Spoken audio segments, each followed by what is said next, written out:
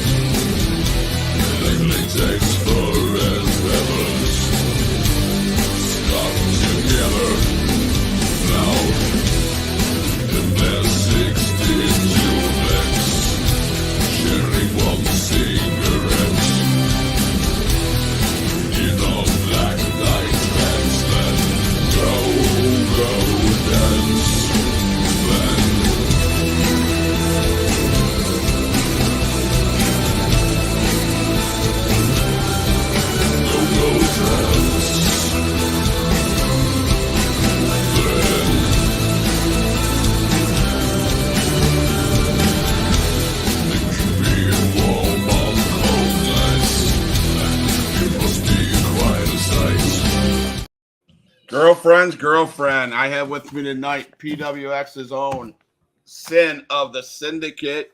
How you doing, my brother? Doing great. You know, living the life. Living the life. Yep, that's a great song, man. I was like, no, there's no way in the hell I like that song. But you know what? I am super stoked. That is a catchy tune. So, man. So that's your entrance song, huh? Yeah. I've been a Typo Negative fan for a long time. I regret not seeing him live now that Peter Steele's passed on. Yeah. So we're just going to go through some basic questions, and my phone's been blown up by one young man by the name of Johnny Cass. So we're going to finish with that a little bit. Oh, yeah. He has some stuff that he wants to ask you. I've been known for lately to be this pot stirrer.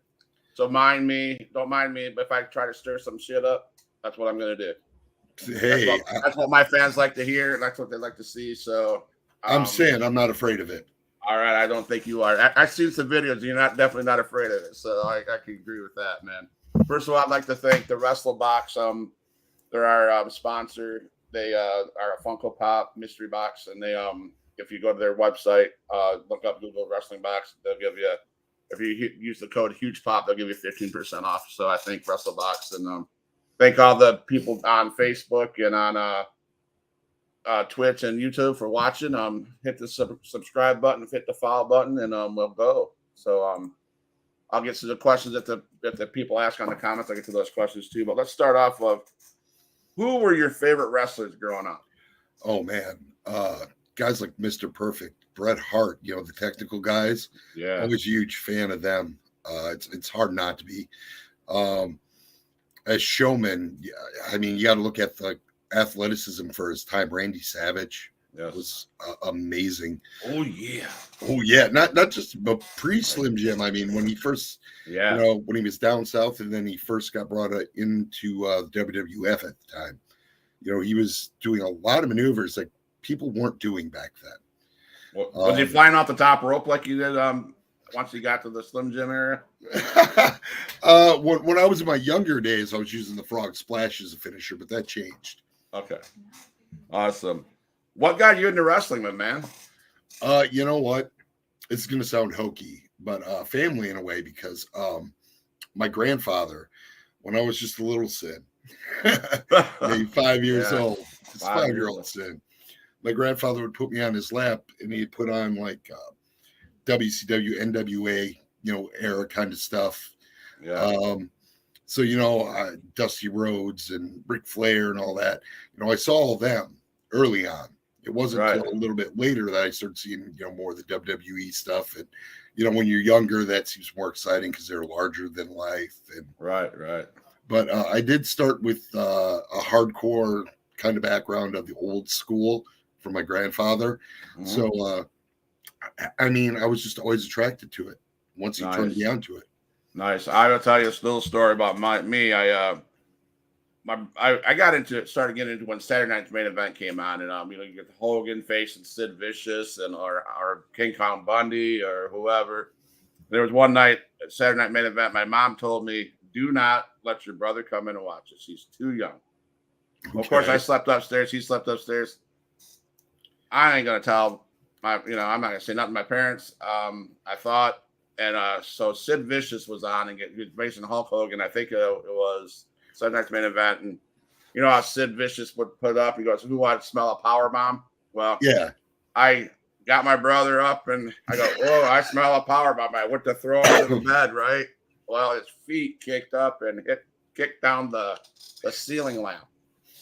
If you can imagine the noise that made, I got in trouble. I just say that. So that's what got me. Not only did you let him watch it, you actually were performing Sid Right. Vicious's move on him. Right. Absolutely. So now in your wrestling career, who's had the greatest influence on you, and who has impacted your life the most in the business? Whew. Wow. There's been a lot of people early in my career that I could credit. I do want to give a shout out to Brian and Tim Lyle, who trained me originally in the House of Pain. Okay. But probably like from a real life standpoint, was an individual known as Botch. His real name Steve Zokes. He passed away from cancer a number of years ago, but I met him just on the independent scene, and he touched a lot of people. He was also a minister on top of being a wrestler. I guess there's no heaven with no hell and no sin without redemption or whatever. But yeah, he was the opposite. He was definitely as a person the polar opposite of what I am as Sin. Nice. But I had a lot of respect for the guy, and the guy opened my eyes to a lot of things that I didn't think I would ever open them to, and definitely gave me a whole perspective on family, what it's like to be a man. Wow. Because that's one thing he was. He was a man. Wow, that's awesome, man. That's awesome. Great stuff. So when did you decide that you wanted to be a pro wrestler? Well, I think I decided it. I went into amateur wrestling in high school. Okay. I think it was already in my mind by that time. I'm like, hey, I should get good at amateur wrestling. Maybe that'll help me down the line. Mm-hmm. And but I didn't actually start formal training till I was 23 years old. So that's the first time I'd actually gone to school, knew of a school that was in my area, and I just knew right away when the school was opening, I had to be a part of it. I had to get into the business. So I think the plan was always there. It was finding the route. And once I found the route, I ran with it. Nice. So what does training look like when you got into wrestling? What? Very different than now. Okay. Now, can you compare then to now or? Yeah. Because I've trained guys in multiple generations too. Okay. It's very physical no matter what, whether you're training now or then. That doesn't change. Gotcha. You got to be athletic. You got to be able to speak. All those things still hold true. But disciplining in the old school way was far more vicious than how it is now. Yeah. I mean, sometimes if you do something and you could have hurt a guy, get in the corner, take your chops. You know what I mean? Yeah. Stir you up a little bit. We don't do that so much now. I mean, sure, we still have chop sessions, things like that, but you know what I mean? Back then, it was pretty vicious, and we're also trained in shoot fighting at the end of it because just in case you get in a situation where you need it, our trainer wanted to make sure we knew it, and I feel like that probably wasn't as uncommon then as it is now. So when you say slap shots. You literally take the shots in the chest, like Chops. Oh yeah, yeah, chops, yeah. full on blown chops as punishment at Chair times. shots too, or That's another thing that has greatly changed. Um, Chair shots, you don't really see too many chair shots to the head. okay, It's not something you usually bring up in training because injuries can occur. right? But there are ways that you try to minimize how devastating it can be. Gotcha. And those are things that you used to be taught that aren't really taught so much anymore because the understanding of concussions and the protocol have totally changed from then to now. I bet. I could imagine. So we're talking about training and talking about all this stuff. Here's a question I have: do you ever get tired of constantly going to the gym, constantly going to the ring? Well, I'm just recovering from a rehab shoulder, actually, that got torn October. Okay. So my gym time and reps have been really kind of easy compared to what it would normally be. Okay. As a matter of fact, I really feel like I got to start pushing the envelope a little more. I feel like I've let myself go a little bit due to the injury.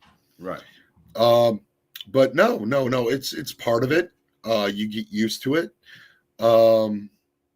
I mean, you know, once it's really funny. Once you start doing it, your body feels different. Okay. It's like being in a ring. You know what I mean? When you first get in a ring and you're getting slammed around and stuff, it's far worse early on when you're learning than once you're in there and you're a vet. I don't know. You build up a tolerance, I guess. Nice. You know what I mean? And the gym's the same thing.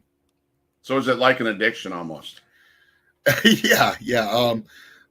You know, it's really funny. If you go anytime, like I said, with the injury I had suffered, it's hard. It's hard when you have to step away and you're like, okay, I can't do bench presses. Gotcha. You know what I mean? Or in the ring, you know, I essentially can't use my right shoulder. Gotcha. It changes the whole way you look at everything. And it you know, getting back to it's fantastic. Being back to it is amazing.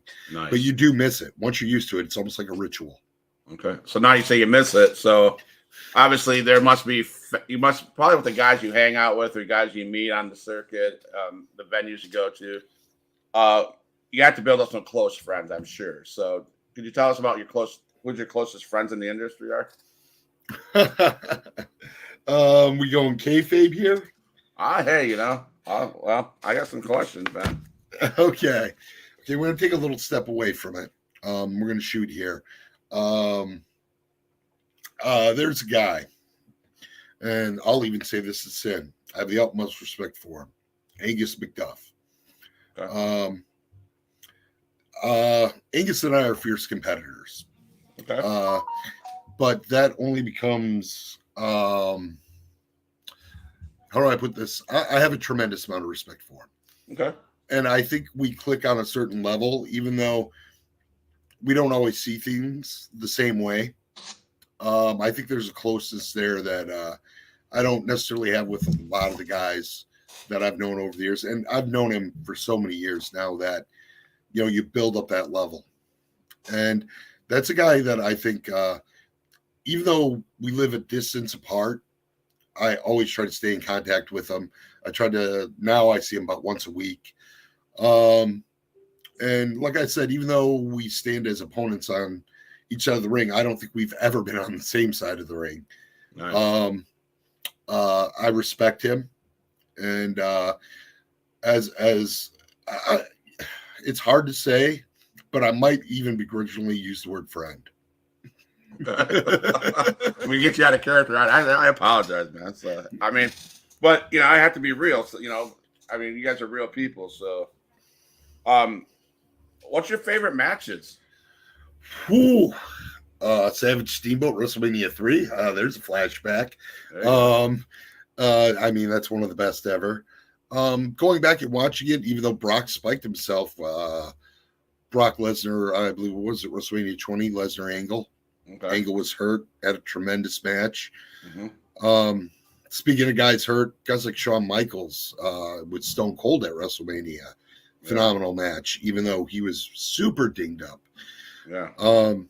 I mean, you look at what some of these guys do in the situations there, and it's just amazing.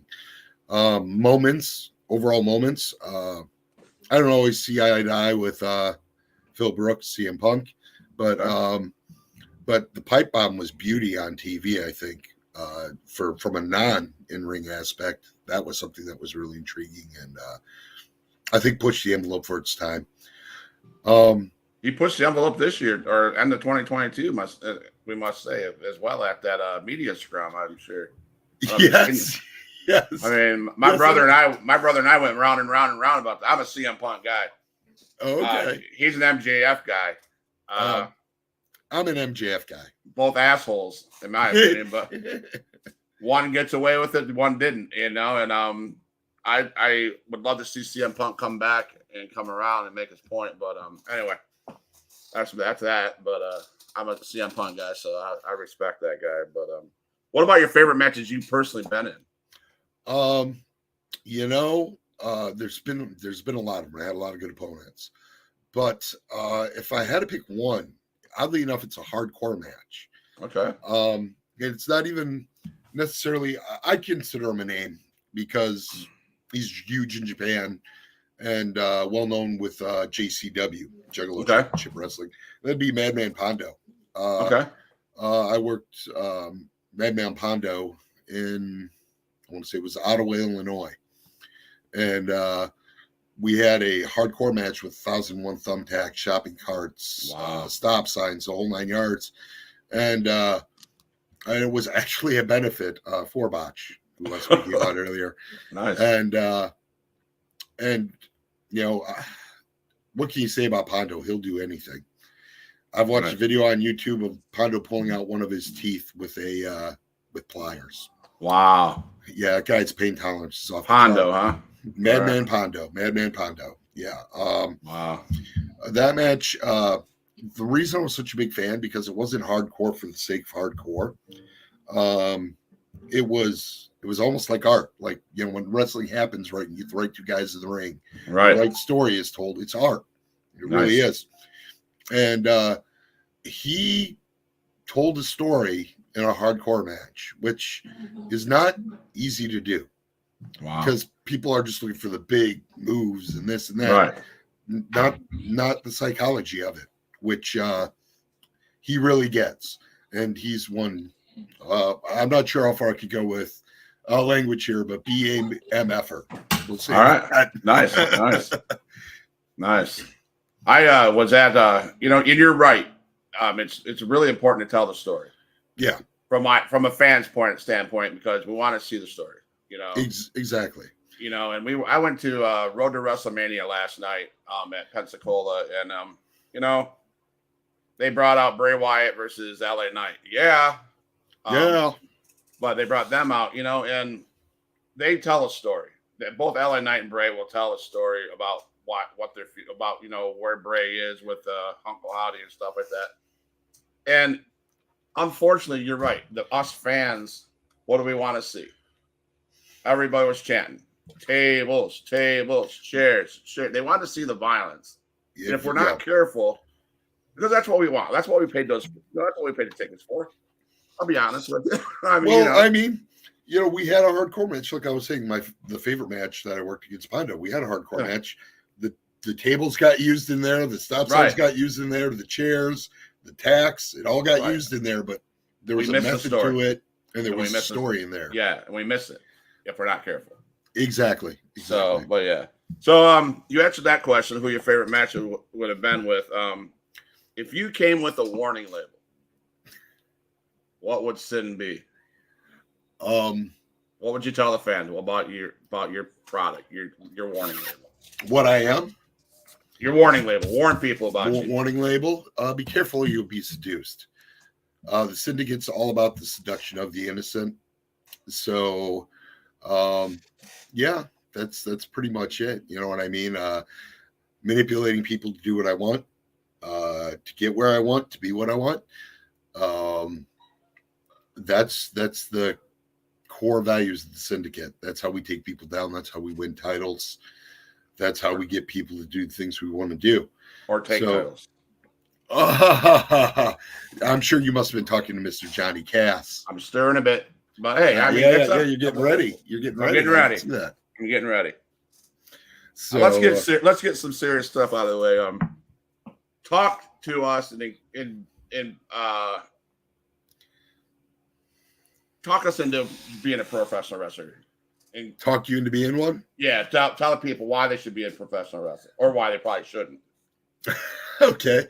Are you ready to put your body through tons of destruction on a weekly basis, if not 5 days a week, or depending if you're making a living doing it at some points that's multiple times a week. You got to be out there wrestling. Yeah. I mean, if you're willing to put your body through it, it's one of the most rewarding, wonderful things you'll ever do. To go out there and elicit a response from people, whether it be cheers, which I've been on the end of, or boos, it doesn't matter. It doesn't matter. You have them in your hand. You are controlling them. Okay. And it's a feeling like none other. And then going out there and delivering for them, because I try to hold myself to an obligation of, these people came here to see a show, and I'm going to make sure if a match is going to bring a show down, it's not going to be my match. I'm going to try to take it to the highest level I possibly can and, make it as entertaining as possible at all costs. What is the common misconception of professional wrestling? The easy one is I think people now don't necessarily say all the time, well, it's fake. They've gotten over that because they've seen the injuries. They've seen what happened to people, but I don't think people truly understand how grueling it is. For a man like Cody Rhodes to come back from the injury he did in WWE, you know what I mean, and make it back in time for Royal Rumble, the dedication that takes behind the scenes, that's crazy. I don't think fans see that, really truly understand that, because sure, we always see the picture of the guy in the hospital bed with thumbs up. Right. And then 9 months later, he comes back and we love him. But there's a lot of stuff that happens in that 9 months that I think people don't realize. That's a part of wrestling. And I think injuries are more common than people realize. And wrestling while injured is more common. I know I have. You know what I mean? So right. I think people don't understand that. That also would go with the warning label of don't get into this business if you're not willing to. Because in essence, especially if you're making a living at it, you're a professional athlete. So you got to look at it just like any other professional athlete. Right. You know what I mean? So you don't want that downtime, and you work your butt off. And injuries are part of the deal. And I think people don't realize that. Nice. I mean, you said you're coming off of an injury. Do you have a plan B? I mean, what happens if you're done and one day you can't go because you took too many chair shots or whatever? Well, I'm getting pretty close to that, according to my doctor. I've suffered a number of concussions. Eventually, the plan is now I do some side work for a smoke shop because we're in Illinois, and let's face it, smoke shops are needed. So, they're needed down here too. So you need it down there too. Yeah, there you go. Yes. Okay, so I mean, I figured I'd fall back onto that. If not, I've been a musician since the age I started playing guitar at 12. Okay. So I mean, I've spent some years being a professional musician too. So, honestly, that would probably be the most likely scenario. Unless the injury was so bad I couldn't do that, like a hand injury or something. Right. But I mean, I've made a living doing that before, and I feel confident I could. So where does Syn's wrestling career going? As far as the wrestling career, if I move through the wrestling business past my in-ring work, I'm thinking probably manager. Okay. I could see a syndicate surviving without an in-ring Syn. Maybe a manager position as Syn and a syndicate existing. Much like I don't know if you know C Red. in the Chicagoland area? No. I see Red's got a group of guys that he works with. He does a lot of managing, but he also does in-ring work. Okay. I really like how he does that. I believe he's somewhere around his 50s now, or in his 50s. And, you know, his ability to do that is magnificent. And I could see me doing that. Gotcha.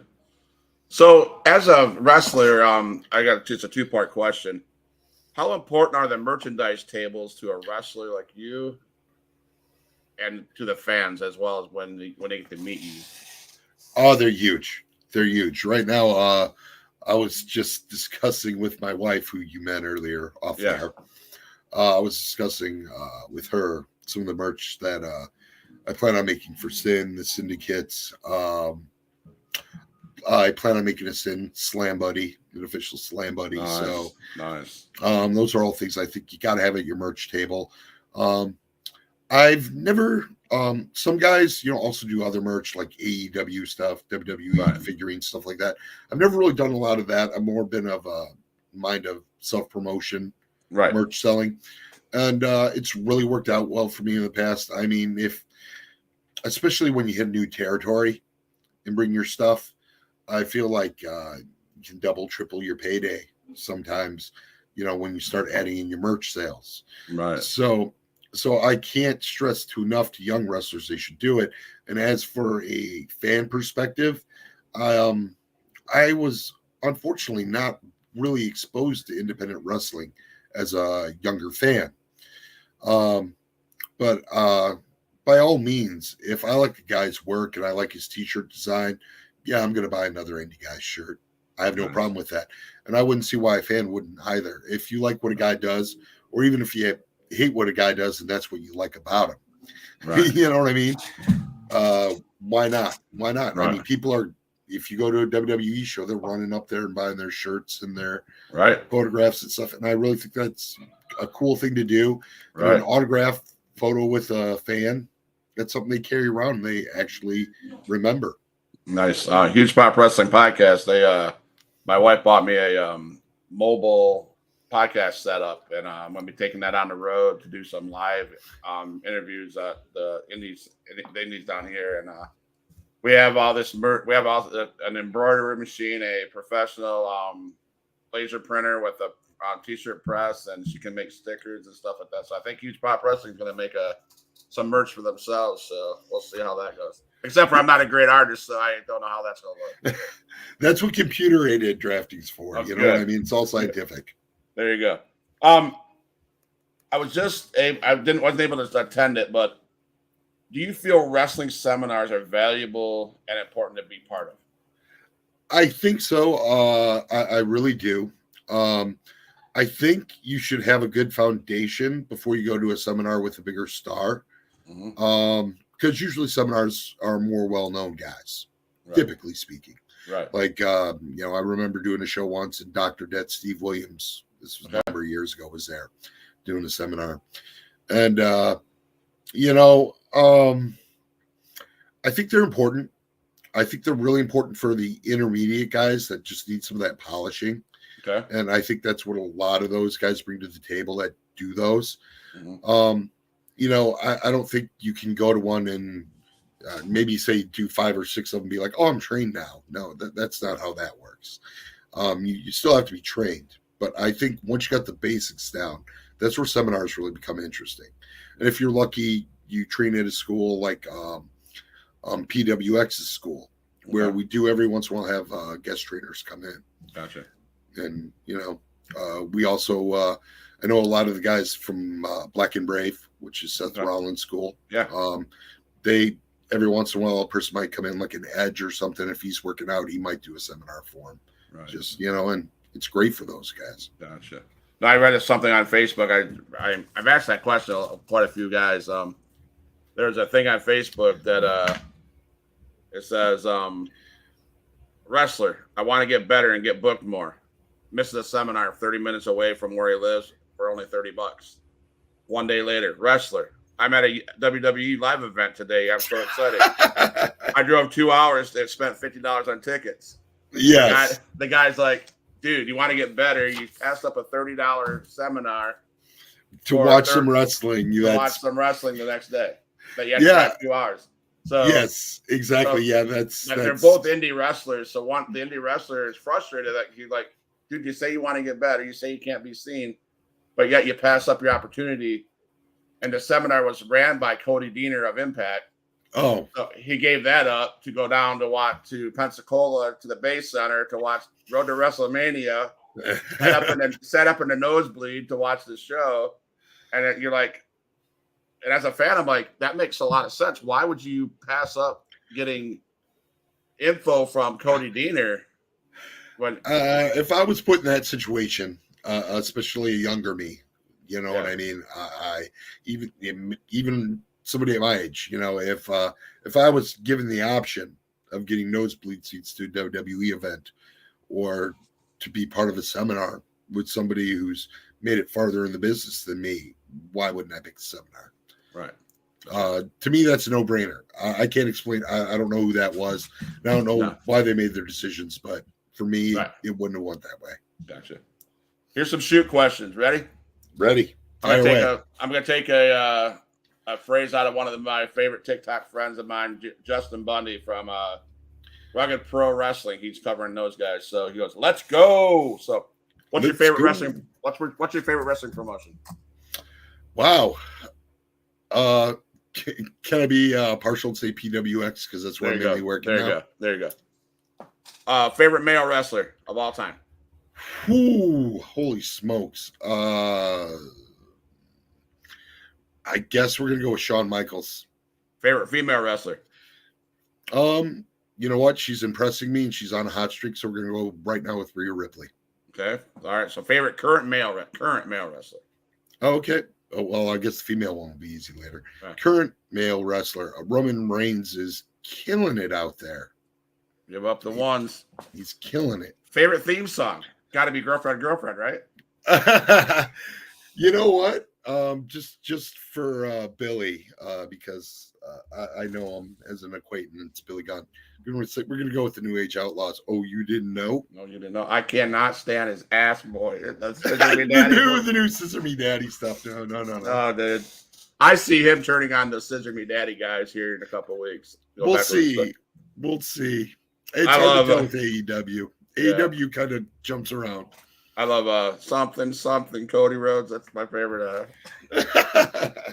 Anyway, least favorite theme song. Oh, how many? Yeah, right. Do you remember the Attitude Era when they decided they were going to have Lance Storm dance down to the ring? Yes. No, I do have one worse. William Regal, He's a Man.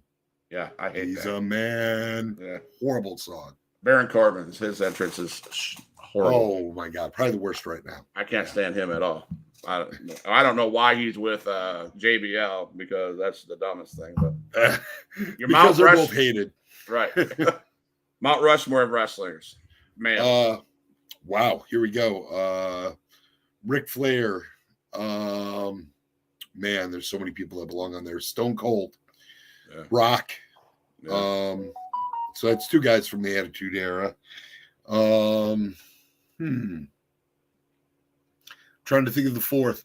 I mean, I hate to give into it because as a kid I wasn't a big fan, but Hulk Hogan. Yeah. Just because he's earned it. Yeah. I think that got me back into wrestling. I took a hiatus of wrestling, got boring, got stale. I turned on the TV, down come at Daytona Beach, having Nash and Scott Hall have Macho Man laying on the ground, and who's that surprise guy? And out comes Hogan, and everybody's pumped that he's going to save the day, and he drops the leg on Macho Man. So I'm like, and that got me right back into wrestling. So, oh, what a beautiful moment, right? Talking about moments. Talk about telling stories. Talk about moments. Yes. Yeah, that's my favorite. That'd probably be my favorite storyline. Almost as good. Well, it is as good as the Bloodline storyline with Sami Zayn, but the whole NWO era was Sting's my guy. I love Sting. So on and so forth. So, who's your biggest match with? Man, that's a tough question. I mean, I've wrestled some guys that probably a lot of people don't know in front of lots of people. You know what I mean? Yeah. At bigger events. As far as guys in the ring, I mean, it's hard to choose. I mean, I've been in the ring with George Steele and Bundy. For an all around though, for a guy that I've worked with a lot, probably Bob Ortan. Okay. Just because him being from the St. Louis area and me originally being from Central Illinois, got to work with Cowboy Bob a lot. Got to tag with him, got to be on the opposite of tags with him. I've wrestled him for titles in a few different companies. Okay. You know, Cowboy Bob is a class act. And, you know, I was supposed to work with his son, but the timing didn't work out. So gotcha. It happens. Now, would that be the biggest star you've ever worked with? Is Cowboy Bob Orton? In my mind, you Great. know, King Kong Bundy. King Kong Bundy did headline WrestleMania 2, and I did work with him. So, right. So, awesome. So we're gonna kind of do a quick shoot, maybe not a shoot. I don't know what you want to call it. Okay. But I got a list of names that you gave me. I told you, I hope you're prepared for this. You gave me the list, so I'm gonna shoot at you. Okay. Can you touch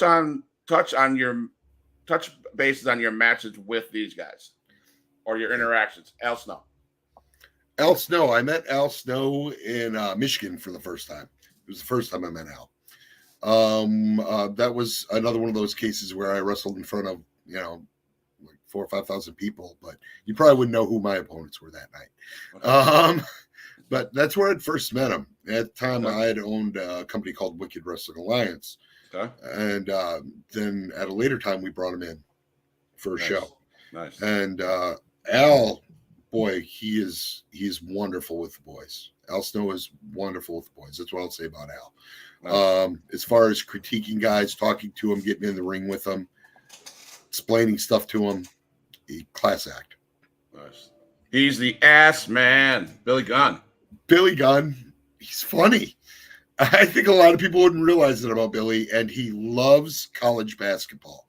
Even though he was a college football player, his passion is college basketball. Nice. Mosh. Oh, Mosh. Oh, Mosh. Wow. Storyteller. Boy, Mosh has 1,000,001 stories from the Attitude Era. Nice. That's what I think of. Storyteller. Bob Orton. Oh, boy. The nicest guy you could ever want out of a guy who's been there and done that. Okay. King Kong Bundy. Great sense of humor. Great sense of humor. I don't think you wouldn't think it. Missed also, you know, really missed. But his sense of humor behind the curtain, really good. I'll be interested in this one. So I get to meet this guy at Pensacon here on February 24th. Honky Tonk Man. The first interaction, abrasive. Later, once I got to know him, I got him. I really started to understand him. He understands the business. That's one thing. And he'll say what he's thinking. That's one guy that he won't pull punches. If he's thinking something, he'll let you know. Anything I should ask him? Oh, boy. I don't know if he'll remember this, but you can ask him if he trained Chris Benoit. Did he train Chris Benoit? If you get the answer that he gave somebody else, you'll be shocked. All right. George The Animal Steele. Wow. One of the smartest men in the business. He is so smart at being not smart. Gotcha. Madman Pondo. I know you have mad respect for this man, so. Me too. I know you do. That's why I said I know you have mad respect for him. Yeah.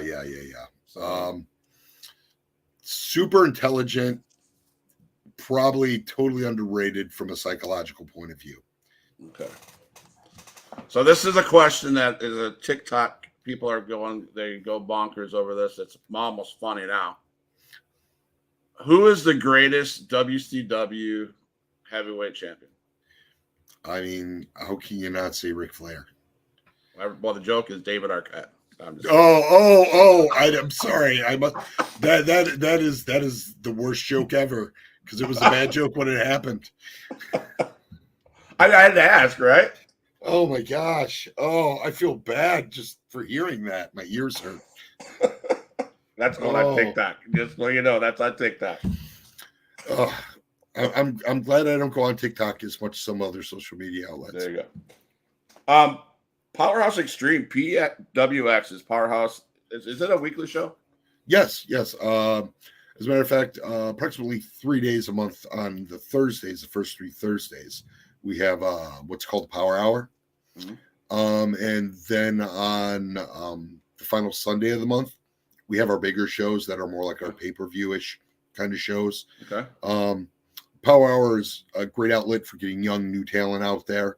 And also, just building up to the bigger shows. Kind of like Raw and SmackDown, they build to the premium events. Gotcha. Where can we watch that? Actually, right now, we're currently setting up some camera work and stuff, and we will be streaming it. It's not set up yet, but there will be a service set up, and I will get a hold of you when that happens because I want the fans to know. Please do, man. I hope. I mean, that's up in Illinois. Yeah, it's in Illinois. Well, I'm a Michigan guy. My wife and I have family. We were born and raised in Michigan, and we got smart and moved down south to Florida. So I hope I can get through Illinois. I have friends that live in Michigan City, Indiana, right at the border of Illinois, I believe, and Indiana. So if I get up that way, I'm gonna have to look you up and take in some PWX. Yeah, there you go. I mean, it's not hard. We run enough shows. Can you tell us, fans, about Wicked Wrestling Alliance, PWX, and other promotions you've been with? Oh, well, Wicked Wrestling Alliance was a company that was originally started by my wife, I, and an individual known as Nick Logan. Nick Logan decided to leave the company a little ways in. So most of its run, it was my wife and I. With that, I mean, that was just a labor of love. It was a wonderful time. I wouldn't change it for the world, but I don't know if I could go back to doing all that. It's a lot of work. Running a promotion is a lot of work. Luckily, we were surrounded by a lot of good people, and that's what made Wicked Wrestling Alliance work. A lot of that, I'm got a Wicked Wrestling Alliance Facebook page. You can look it up very easily just by putting in Wicked Wrestling Alliance. You'll find it. The logo will be a spider that looks not unlike the one, if I could get it lined up on my arm. Wicked Wrestling Alliance. That is going to become probably a bi-monthly show that's going to air some independent matches. That's the plans for that. Nice. PWX right now is my current labor of love, you could say, because I do more dates for them than anybody. Okay. You know what I mean? It's pretty constant. The wheel's always rolling, and it's a really good company that has fallen on hard times at different parts. Okay. But now as PWX, the rebranding, it's going in the right direction. A lot of good things happening there. Okay. Turnouts have been good. The interaction's been great. I can't say enough good things about PWX. Gotcha. Really happy because it is somewhat of an extension of where I started my career. So nice. I will be like I said, going to Pensacon and stuff like that. Go down to this indie stuff. Stay in the when we end the broadcast. Stay in the lobby. I have a couple questions for you about your logos and stuff like that. Yeah, not a problem. So it is pot stirring time. All right. So it's what everybody wanted to do. And I got about 10 minutes to do it. So let's do it. I have a guy that, let's say, is your friend. Taco Stabber says, Syn, what hair color do you use on your beard? Nice. The same as on my hair. Same as on his hair. I naturally have brown hair, brownish red hair. Black number 1, another song by Typo Negative. Of course, that's the color I use. LOL, he says. So I hope people, I don't know if this guy's listening, but he told me that. Well, I'm going to talk to you about it. That's what it's going to be. Johnny Cass. Oh boy. Tell me about yours and the Syndicate's interaction with Mr. Cass. Okay. Mr. Cass comes out with this title belt that he won for playing video games. If you want to wear the belt to a ring and have a match with me, if I beat you, I'm going to have that belt. That's my belt now. So, I pinned him 1, 2, 3 to the mat. That's said and done. He was pinned. So I took the belt. It's my belt now. Laid down for Jimmy Smooth. Jimmy Smooth was the new champ. Thought everything was fine. Then he goes on about how, it was a non-title match and all this. Then we're threatened to be arrested for stealing his belt. So I've seen the footage. I've seen the footage, okay? And I'm not trying to get anybody's bad side here. Because I've already interviewed both of you. This is you and I already have interviewed Johnny Cass, so I got to stay in the middle. Okay. Right? I seen the video where Johnny Cass comes out and he wants his belt back, and you guys are not agreeing with that. And so really, I kind of agree. I got to agree with Johnny Cass. Now, if you beat him, then that's fine. You beat him. You ought to be wearing the belt. Yeah. But this Jimmy Smooth. Yeah. He's gonna lay down and you're gonna give him the belt. Because I'm an Illinois. I'm an Illinois Valley icon, man. I've been there, I've done it. I'm going after bigger, better belts. You know what? Cassie can keep his little belt. You know what? And as far as that goes, the belt ended up back in Syndicate's hands anyway, because when he put it up on the line, Sanjay beat him. Syndicate member, Sanjay, he beat him. Sanjay's the current champion. He's going to bring prestige to that title, something Mr. Cass could not do. Okay.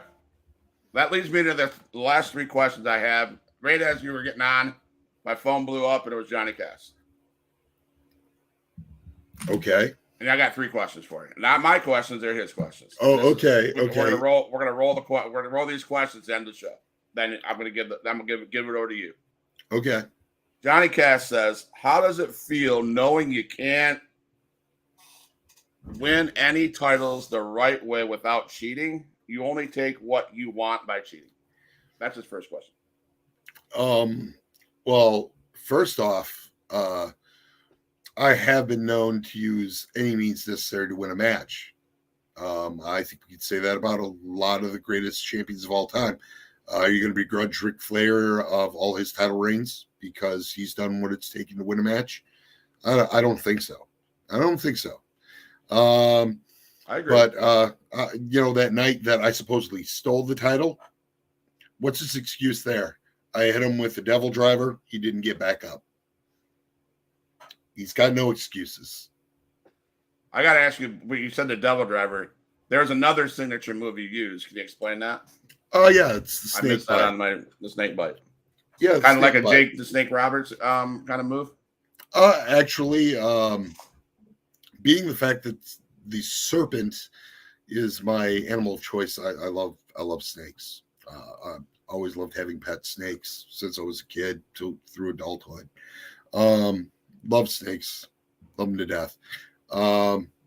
Often in the ring, I emulate a snake.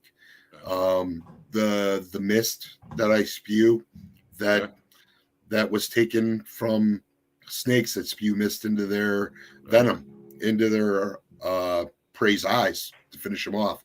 The snake bite is simply this: it's a cobra clutch, because why not, right? Right. Cobra clutch, pick them up, spin out, rock bottom slam. They don't get back up. Right. Yeah, like the move. Taco Stabber says, "Dude does what he's got to do to win." So basically, I'm not trying to start anything between you and Taco Stabber, but he's calling you a cheater as well. That's what it says. Well, no. He's saying I do what it takes to win. He gets it.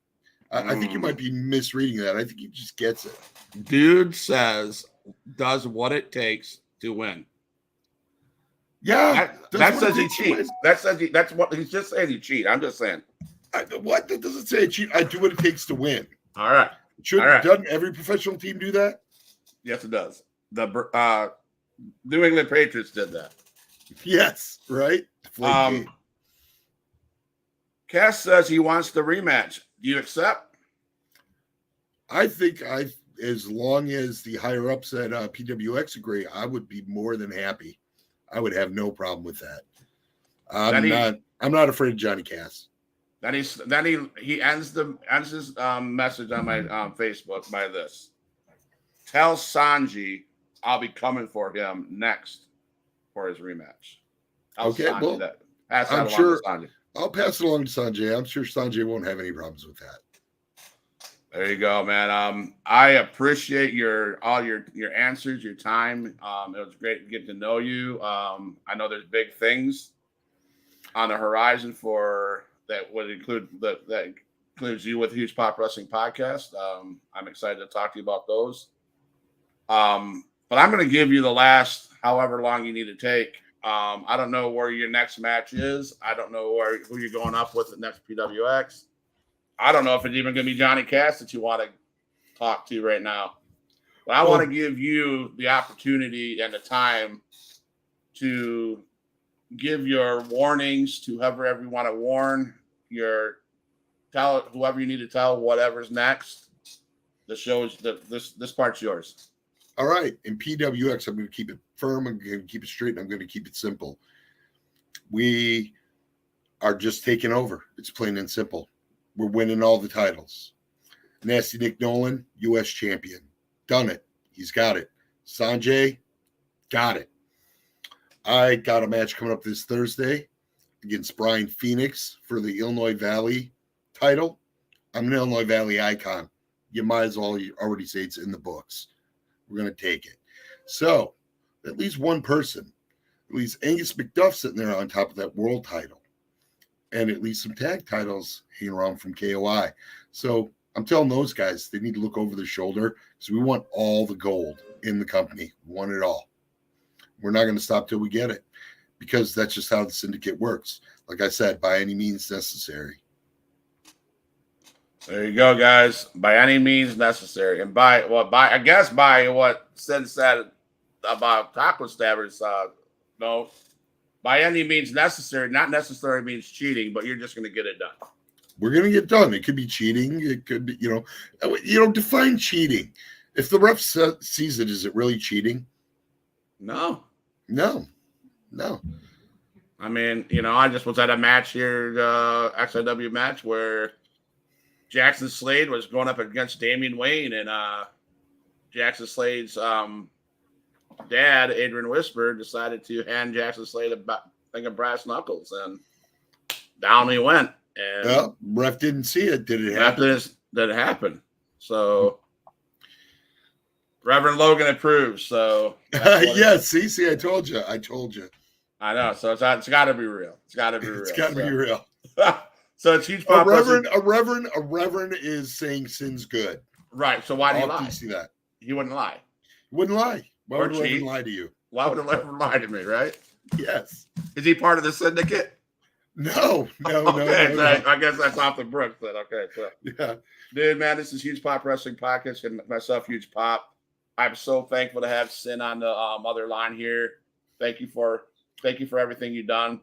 And I want to give a quick holler out for PWX. Anybody in the Streeter area, Central Illinois area, North Point Arena and Streeter is where you can come see the live events.